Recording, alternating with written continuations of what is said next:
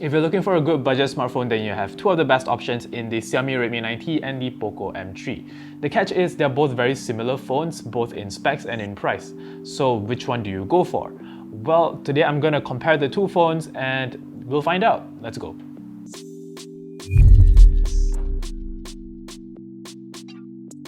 Let's start with the most obvious difference between the two phones, which are their designs. The Xiaomi Redmi 9T takes on a more mainstream but still very sleek look that will suit more people. It also comes in a host of new colors that add flavor to the design. This one that I have here is Sunset Orange. The POCO M3 sports an edgier look, especially with the massive camera housing here and the POCO logo as well. But I would add that the back panel feels more plasticky than the Redmi 9T. But you plop a case on the phone anyways, so this may not be a determining factor for you. Upon closer inspection, both phones use the same chassis design with the same dimensions and weight. Both are easy to hold and slip into the pocket. Both phones have the same 6.53-inch Full HD Plus IPS panel, but somehow the POCO M3 has the cooler color tones, despite having the same color scheme settings. Interestingly, the POCO M3's display seems to be sharper as well, despite the specs saying both phones push a pixel density of 395 pixels per inch. Because of that, I personally prefer the POCO M3 when it comes to media consumption. When it comes to audio, both phones get a top and bottom firing dual speakers and they are pretty good for budget smartphones. They sound really nice and can get really loud too. But there is a subtle difference between the two phones. The Redmi 9T produces brighter audio while the POCO M3 excels in the low end, so you get bassier tunes with the POCO M3.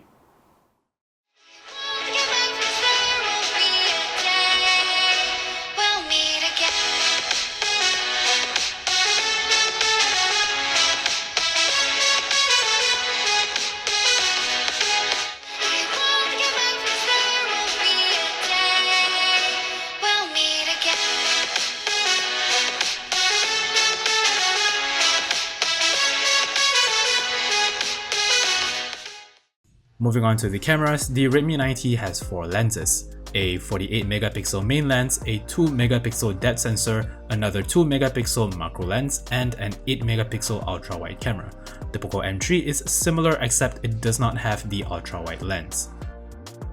In terms of its performance, unsurprisingly both phones produce the same kind of images. Since they pack Xiaomi's imaging software, color saturation is always a little high.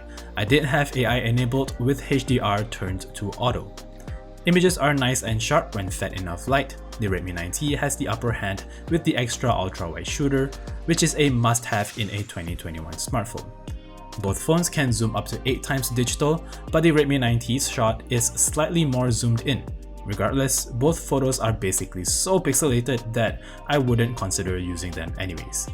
Portrait mode on both phones work the same and are pretty good too. The bokeh is nice as well. When it comes to high-res photography, both phones shoot at 48MP. The POCO M3 seems to have the more saturated image color, but in terms of detail, both phones fare the same.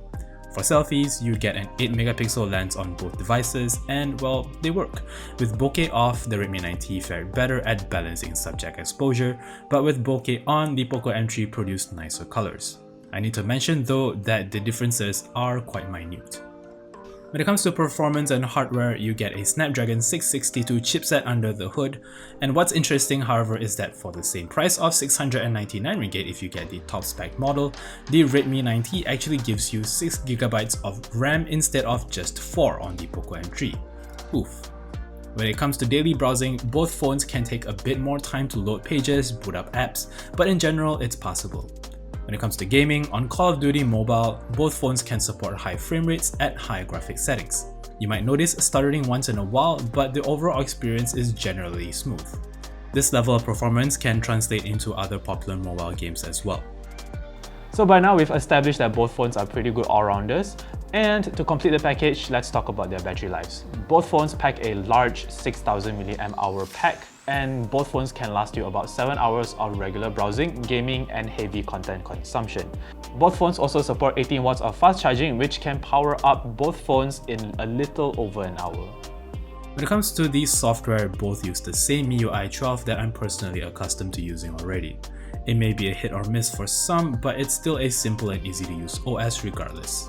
You get a side-mounted fingerprint sensor on both phones, and they are equally snappy at unlocking the device.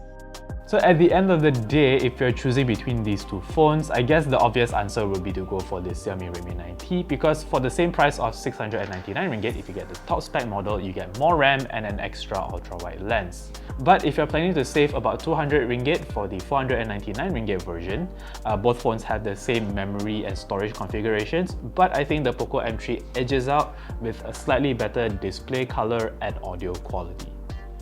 So that's all from me today. Let me know down in the comment section below which you're gonna choose. If you like this video, give us a thumbs up. Remember to subscribe. This is Victor signing off. Bye-bye.